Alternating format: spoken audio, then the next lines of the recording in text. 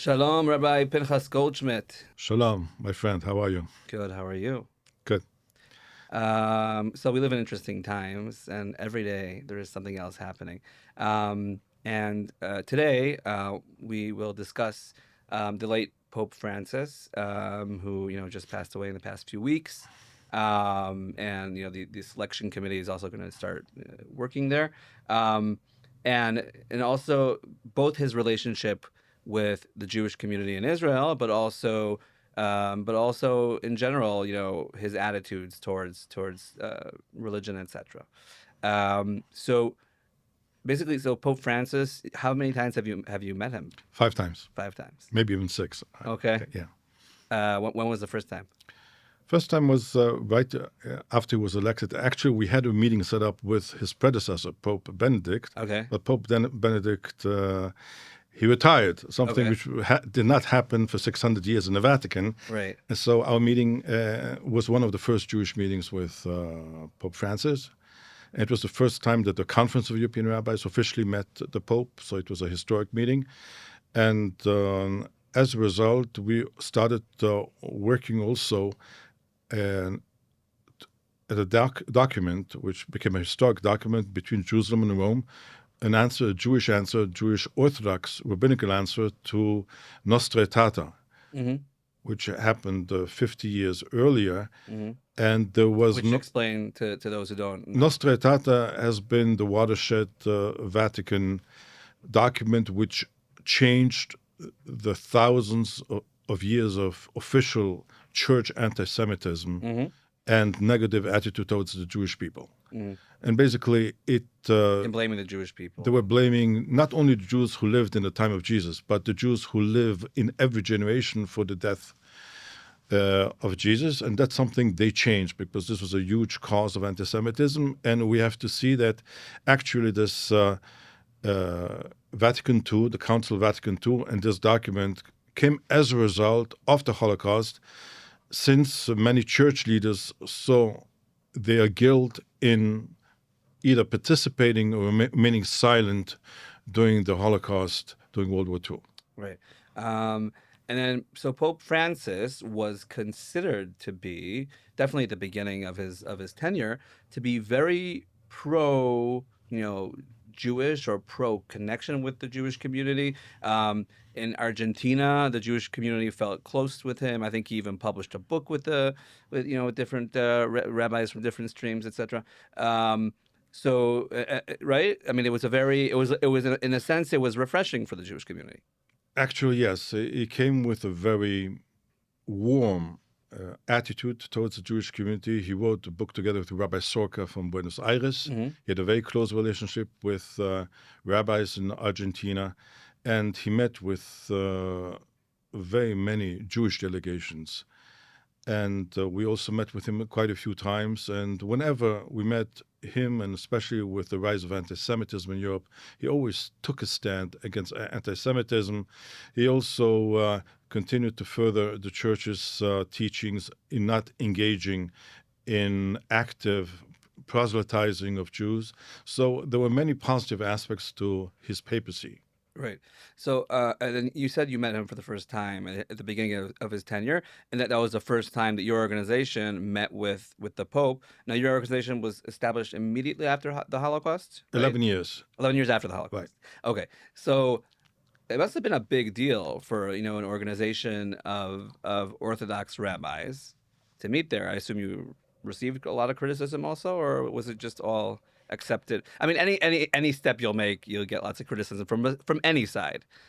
Actually, I looked at the annals and the history of the Conference of European Rabbis, and when the CR had a meeting in Rome about, I think, 50 years ago, Rabbi Nissim, the chief rabbi of Israel, criticized the CR for having a meeting in Rome, even though the CR did not have a meeting with the Pope at that time. Really, just being in Rome. Just being Rome. Interesting. And Wow. as you know, when the Pope came to Israel, Rabbi Nissim refused to meet the Pope. Mm-hmm. That's most probably what he's mostly famous for not Right. meeting the Pope. Right. Yeah. Right. Okay. So why this change in not strategy in it's, I mean, it's not a change in halacha, right? But Obviously. actually, when Nostra Aetate was written, the Second Vatican Council, there was a lot of skepticism from the side of the leaders of Orthodoxy. I'm speaking about Rabbi Yoshe Ber Soloveitchik and Mm-hmm. Moshe Feinstein, about the sincerity of the church to change its attitude towards the Jewish people. They thought it was just another plan to convert Jews. We don't have to forget that right after the Holocaust, 1945, the chief rabbi of Rome, Israel Zoli, is converting to Catholicism Wow. and is leaving the Jewish community. Okay. And actually, between 1945 and 1948, tens of thousands, if not more, Jews in Europe are converting. For example, the parents of Madeleine Albright, Okay. Right. the mother of Lord Brown, who was the chief of the CEO of BP. Okay. And many Jews thought this is the end of Jewish history. This is the end of Jewish history. The only way to survive is just to leave and to Integrate or to integrate. That's right. assimilate. Yeah. And a trend which was stopped with the establishment of the State of Israel. Wow. So the only Jewish leader back then who really thought that the Catholics were sincere was the leader, one of the leaders of conservative Judaism, was Abram Joshua Heschel. Mm-hmm. And actually, Who came from like a very orthodox right, from family from and a Hasidic dynasty, right? dynasty, exactly. Right, and actually there was a change. There was a big change in also in the liturgy, in the attitude, and also we saw this trickling down to many Jewish communities. Where actually what happened in Buenos Aires, the relationship between the Archbishop of Argentina together with the Rabbi of Buenos Aires, and the change was sincere, and there was also a change towards Israel, an attitude, the establishment of diplomatic relations with Right. Israel, Acknowledging the state of Israel. which actually Israel is a theological problem for Christians, because if the early teachings of the church till up to Vatican II was that because the Jews refused to recognize the Messiah, God got rid of the Jews as the chosen people and replaced it with the Catholic Church. The Catholic Church actually is a Knesset Israel. Right. Interesting. So, but the Vatican established relations with Israel. I think the person who can be thanked today for being instrumental in doing this is Rabbi David Rosen, who's Okay. also a member of the Conference of European Rabbis, back then as the chief rabbi of Ireland. Okay. And however, I met with Pope Francis many times, and from the 7th of October, we saw a cooling of relations. We saw from both sides and from the Jewish community, not only from Israel and from the side of the Vatican. So how do you explain that change? Because up until then, if I understand correctly, there were you had how many meetings before October 7th? 3 or 4? Yeah, I think so. Yeah. Okay. Yeah. So before that, you mainly see positive Right. attitude. Only positive. Right. Only positive thing. Right. I think that I had a long conversation one-on-one with Pope Francis after I left Moscow. Okay. And So for those that don't know Yeah. and didn't follow the news, you are not only the president of the Conference of European Rabbis, but you also were for 3 decades the chief rabbi of Moscow. Right. Right? And then after the war began between Russia and Ukraine, at a certain point you left. I protested against the war, Mm-hmm. and as a result, I had to leave. I had to resign from my post. And a few months later, in the Vatican, I met with Pope Francis. It was a one-to-one meeting for quite a long time. And it is at that moment that I understood his views on war. The person who met Pope Francis right before me was the president of France, Macron. Mm-hmm. And Macron, we were at a very major interreligious meeting organized by Sant'Egidio. Macron spoke very much in support of Ukraine and supporting Ukraine. And Pope Francis was fuming at Macron. He says, how can he support war? the view of Pope Francis was that no war is justified. Mm-hmm. Even a war in defense is not Right. justified. So him and Donald Trump are, see eye to eye in a sense. Oh Could yeah, be. yeah. Like he's against war now, Right, theoretically. right. So we have to understand that his criticism of Israel, and because in his eyes, he was talking to me about the hundreds of thousands of graves in northern France and Normandy of soldiers of the Allies during World War One. There is no justifiable war. Any war is no good. Mm-hmm. So based on that, he gave no justification to Israel on its war of defense against Hamas. Mm-hmm. Right. But you're saying this is not a specifically anti-Israel approach; it's an anti-war approach. It is an anti-war approach, Okay. definitely. Right. Okay. Right. Okay. But can you see his approach? I didn't check, but is his approach towards Russia the same approach he took towards Israel? I don't know if that's the same comparison necessarily. I don't know. Or Actually, one of the issues I discussed with him, which really was very much of interest, was will Vladimir Putin use nuclear? This was the main Okay. issue of the day: nuclear bombs to bomb Ukraine or not. Mm-hmm. Will you do it or not? And it was something else I discussed with him where also I did not get support from him. I asked him to speak out for the political prisoners in Russia. Mm. And that's something also the Vatican didn't do. Mm-hmm. So Political prisoners being people who were against the war against, right. Yeah. So I'm not criticizing the Pope. The Vatican has its own agenda, its own politics, and it's an organization or a country which has been existing for a few years.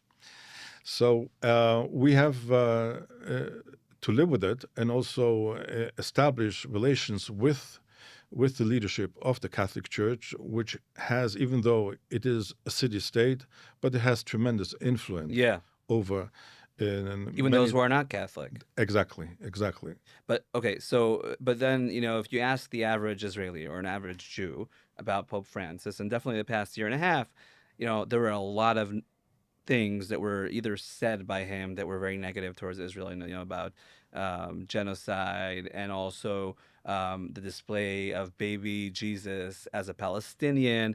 By the way, I don't know if he probably, the Pope himself does not organize, I don't think, the display, right? But putting all those parts together, put him in a place where if Jews, respected him, they didn't respect him as much. I'm being polite. Yes, there was definitely anger within the Israeli population, and I must say also among Jews outside of Israel, regarding his attitude towards Israel and Israel's right to defend itself. Just to give you an example, when we came to meet with him after October 7th, it was in November, and we asked to bring with us, as part of our delegation, a few members of the families of the hostages.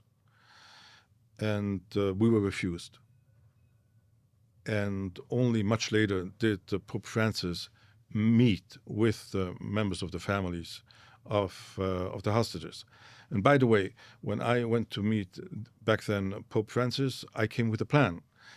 My plan was that we, together with the Vatican, we should initiate a way of getting the children out of the situation. One way to get the children hostages out. We didn't know back then if the Bibas children were still alive or not. On the side, to get tens of thousands of children from Gaza, out of harm's way, into Sinai, winter camps, whatever, which might be managed by international organizations. Unfortunately, the Vatican did not take us up on this idea. We also went. Who's going to fund it? I think if this idea would have come through, we would have found funding right away from many different sources, including Jewish ones, though. including Jewish ones. Okay. And I think it is a missed opportunity. Right. Can we still do it? I mean, there aren't children hostages anymore. Right. I think today, I don't know if right. Right. And there is a pope, and it will take a while until someone steps up. Okay. So then Pope Francis passes away, and then Israel is very confused, right? What do we do? And for a while there was silence. And us Israelis are usually very quick, and we just we'll send out our responses to things. And it took a very long time. President Herzog was probably the only official to condole, the Catholic people, etc. And then the foreign ministry put out a tweet and then deleted it. Yes, and then 3 days later, then Benjamin Netanyahu came out with a tweet. I think what it shows basically, it is the lack of a coherent foreign policy from the side of Israel towards the Vatican. And I think that also the question, what kind of delegation should represent Israel at the funeral, had to be seen not only in light of the personality and the politics of this Pope, but also in light of the long history of Judaism with Catholicism and the long way which has where the Vatican has gone since inception. Right. And I think that, as you said, this deleting of a tweet and the retweeting basically has shown the total lack of a coherent policy towards the Vatican, and it's unfortunate. I think it was confused. I think, in a sense, I think, just behind the scenes, I could imagine the confusion. You know what I'm saying? Like of people who are, wait, is this okay? Thinking about it. And also, I mean, you can't ignore the fact, that this country is becoming more conservative, right? And some people more religious, I don't know, whatever. But so in a sense, right, whether that justifiable or not, many people, politicians, would be like, wait, our constituents won't vote for us if we condole this guy who is very anti-Israel, right? So all politics are local, right? Yeah. Right. Yeah. But and that affects foreign policy. It's good you're mentioning that, because if we're talking about this, there's also we live in a total different world than a few months ago. The West, as we have known it, the alliance between the United States and Europe, NATO, everything we have grown up with and we lived with during the last 80 years is under question. And in this new world, you have quite bitter relations right now between Europe and the United States. And you see that the United States administration is openly supporting the far right in Europe, which is threatening to undo the whole European system, a system of values. And the question is always, where is Israel in the story? Is Israel part of the United States, or totally dependent on one side of the United States? One side of the United States. You have seen is also doing the UN resolution, where Israel, together with maybe 4 or 5 countries and the United States, have voted on this resolution regarding Russia and Ukraine against Ukraine, against Europe, or whatever. And without going too much into details and into the question to what extent Israel should or should not have relations with the far right in Europe, but that's a whole different discussion. It is a whole different. I'm happy to have it. We'll have right. We'll schedule another conversation. Right. Yeah. I just want to say one thing, and which also to some extent it touches the point we touched also regarding relations to the Vatican. It used to be that Israel had relations and with the left and with the right. Right? Shimon Peres used to go to Socialist International every year. And since Shimon Peres left world politics, or left our world, basically the whole European left has been is only in dialogue with the enemies of Israel, with Iran, Right. and with Hamas, and with the different Palestinian factions. And it is the right. It used to be that certain countries were friends of Israel, and certain countries were enemies of Israel. Right. But it was Today, it was more bipartisan. you're right. And today it's basically are you a right-wing politician or left-wing politician, and your relationship to Israel depends on that. I'm afraid And that's a problem. that's a big problem, and it's even in the United States. This is exactly what is happening right now. In Israel used to be a totally bipartisan issue for both Democrats and Republicans, and my fear is that with the ongoing saga between the Israeli government and some, together with the U.S. administration, with the far right parties in Europe, and Israel might also lose the support of not the far right, of the right, of the center right parties in Europe. Wow. And this is something which would be very dangerous for Israel. So I think that there has to be recalibration of Israeli foreign policy and towards the Vatican and towards Europe in general. So I want to go back to the Vatican for a second. So we sent our ambassador to the Holy See Right. to the funeral, right? Which is a very low. With all, I don't know the ambassador. It's not him. It's the position is a very low ranking position. It's not right. It's not a minister. It's not a prime minister. It's not a president. We in the Conference of European Rabbis, we took the decision to send our vice president, the chief rabbi of Rome, Rabbi Disegni. Rabbi Disegni, and he went on foot, by foot. There was an hour and a half of walking. Okay. And it was noted by the whole political class in Italy. There were many articles in the journals, and also it was very appreciated that he came. And I think that we took the right decision, so did the Roman Jewish community. Mm-hmm. So Israel should have sent a higher up, official. And I think prime minister, president. I don't know. And Iran sent a minister. Okay. Right. So I think I think that the question is not only the past, the question is the future relations with the Vatican. There are a few candidates. We know there are 6, 7 prime papal candidates. One of them is from here, is from Yerushalayim, from Jerusalem. Do you know him? We met. He's Italian, and I don't know to what extent anybody in Israel met him or was in touch with him. And again, it's a lost opportunity because the same way that the previous Pope, Archbishop Bergoglio, came from Argentina with his personal history of relations with Jews, if the Cardinal of Jerusalem is going to come to Rome, is going to be elected. If he had a positive relationship here, then it would have maybe it will affect for the future as well. If not, right. Yeah. Right. Wow. Okay. And maybe just one question because our time's almost up. Just about the far right. So, I agree with what you said, and we have to keep bipartisan or multi political support from around the world. That said, after October 7th, most of our support comes from, let's say, Europe, okay? Is from the European right and far right even, right? So how is Israel supposed to, why should Israel be ignoring them?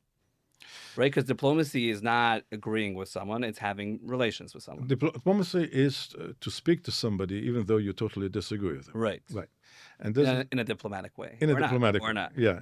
And when you meet and you scream at each other, like what happened on TV between Zelensky and Trump. Okay. So in a diplomatic language, that's called they had a frank discussion. Okay. So the many ways, I think there is in Israel an opposition, which is center-left. Why is nobody organizing a dialogue between the left and the center-left in Israel with the left and center-left in the United States, in Europe? Again, that goes back to local politics. Right. And what their constituents or who they think their constituents will say. Okay. But I agree. That's a problem. That is a problem. Perfect. So we will continue this conversation. Thank you very much, Rabbi Thank you. Goldschmidt. So thank you for having me.